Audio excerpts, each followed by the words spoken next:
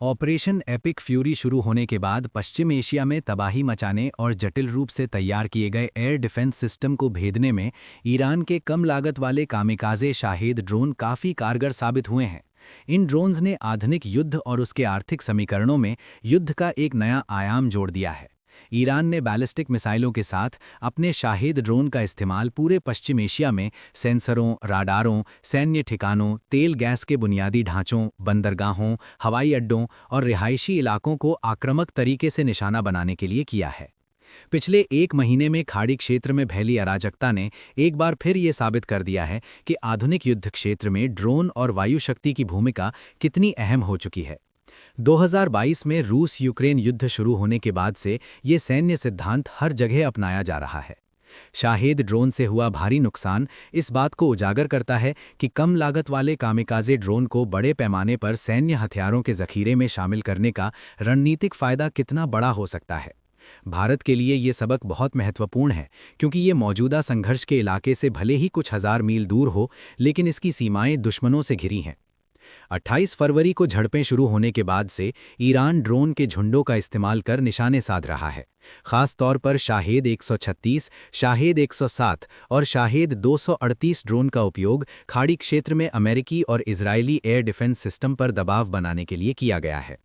Shahed 136 और Shahed 107 piston engine वाले एक तरफा हमला करने वाले लॉइटरिंग म्यूनिशन हैं, ऐसे हथियार जो लक्ष्य क्षेत्र में मंडराते रहते हैं। जबकि शाहेद 238 जेट इंजन से चलने वाला लॉइटरिंग म्यूनिशन है। ईरानी ड्रोन की सबसे बड़ी ताकत यही है कि वे सस्ते हैं और आसानी से बनाए जा सकते हैं। युद्ध में इस्तेमाल किए गए शाहेद ड्रोन की कीमत 20,000 से $50,000 प्रति ड्रोन पड़ती है। इसके विपरीत इन्हें रोकने के लिए तैनात अमेरिकी और इजरायली एयर डिफेंस सिस्टम बेहद महंगे हैं। अनुमान है कि अमेरिका के terminal high altitude area defence यानी थार्ड सिस्टम या पेट्रियट मिसाइल सिस्टम PAC-3 से किए गए हर एक इंटरसेप्शन यानी हमलावर मिसाइल या ड्रोन को रास्ते में मार गिराने पर 10 लाख से $40 लाख तक का खर्च आता है। इस लागत के भारी अंतर के अलावा और भी जटिलताएं हैं, जैसे कि इंटरसेप्टर मिसाइलों का तेजी से खत्म होना और उन्हें दोबारा बनाने और तैनात करने की लंबी प्रक्रिया। रिपोर्टों के मुताबिक सप्लाई चेन की कमजोरियों के कारण युद्ध में दागी गई टॉम हॉक मिसाइलों की भरपाई में 5 साल से ज्यादा का समय लग सकता है। संघर्ष के शुरुआती दिनों में अमेरिका और उसके सहयोगियों ने ईरानी ड्रोन और मिसाइलों को रोकने में 800 से ज्यादा इंटरसेप्टर मिसाइलें खर्च कर दीं। इसके उलट लॉकहीड मार्टिन ने पूरे साल 2025 में सिर्फ 620 PAC-3 मिसाइलों का ही निर्माण किया था। असल में ईरान के ड्रोन झुंड भेजने की लागत और उन्हें निष्क्रिय करने या रोकने के लिए अमेरिका, इजराइल और उनके सहयोगियों द्वारा इस्तेमाल किए जा रहे इंटरसेप्टर सिस्टम की लागत के बीच एक बड़ा अंतर है। लागत के इस असंतुलन को, जिसे सप्लाई चेन की संरचनात्मक सीमाओं और रिप्लेसमेंट की मुश्किलों ने और गहरा कर दिया है, ने इस संघर्ष में एक प्रतिकूल आर्थिक स्थिति पैदा कर दी है। इससे ईरान को संयुक्त विरोध के मुकाबले अपनी तुलनात्मक सैन्य कमजोरी की भरपाई करने का अवसर मिला है। युद्ध के बदले हुए आर्थिक समीकरणों ने ईरान को ऐसी रणनीतियां अपनाने में मदद की है जो उसके लिए फायदेमंद साबित हुई हैं। ईरानी ड्रोन इंटरसेप्टर के मुकाबले कहीं कम कीमत के हैं और उन्हें बनाने के साथ ही फिर से तैनात करना आसान है। इसलिए इजराइल, अमेरिका और खाड़ी देशों के लिए इंटरसेप्टर दागने के फैसले और उससे जुड़े आर्थिक बोझ के दोनों असर और बढ़ गए हैं। लागत की ये प्रतिकूल आर्थिक स्थिति इतनी प्रभावी है कि कुछ खाड़ी देशों को अपने इंटरसेप्टर भंडार को बचाए रखने के लिए वैकल्पिक रणनीतियां अपनानी पड़ी हैं। खाड़ी देशों ने शाहेद ड्रोन गिराने के लिए F-16 लड़ाकू विमानों को सक्रिय किया है। हालांकि ये तरीका भी काफी महंगा है। एक F-16 को हवा में उड़ाए रखने की लागत लगभग $25,000 प्रति घंटे आती है। इससे युद्ध की बदली हुई आर्थिक तस्वीर और जटिल हो गई है। मौजूदा स्थिति में लागत विनिमय का अनुपात ईरान के पक्ष में झुका हुआ है और पश्चिमी औद्योगिक क्षमता पर नए हथियार और इंटरसेप्टर उपलब्ध कराने पर दबाव बढ़ा है।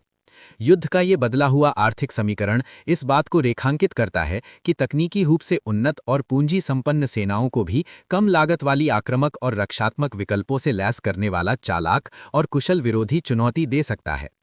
Open source intelligence, satellite imagery और आर्टिफिशियल इंटेलिजेंस ने युद्ध की तकनीकी संरचना को और उलट-पलट दिया है।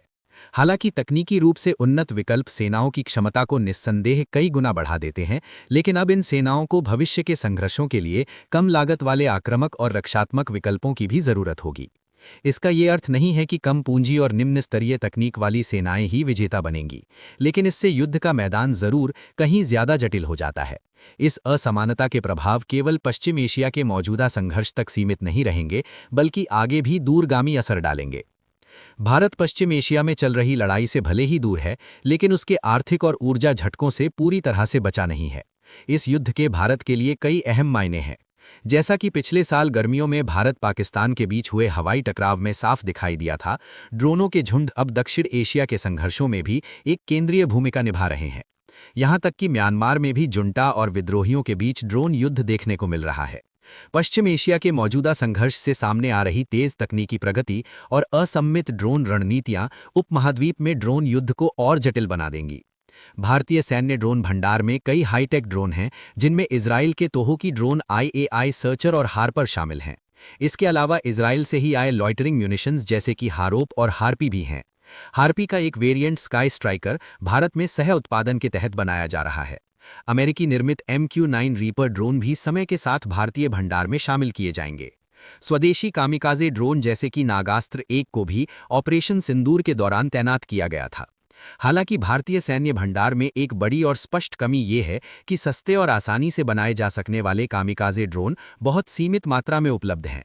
भारत को कामिकाजे ड्रोन्स खरीदने के निर्माण और खरीद दोनों की योजनाओं को उल्लेखनीय रूप से बढ़ाने की जरूरत है।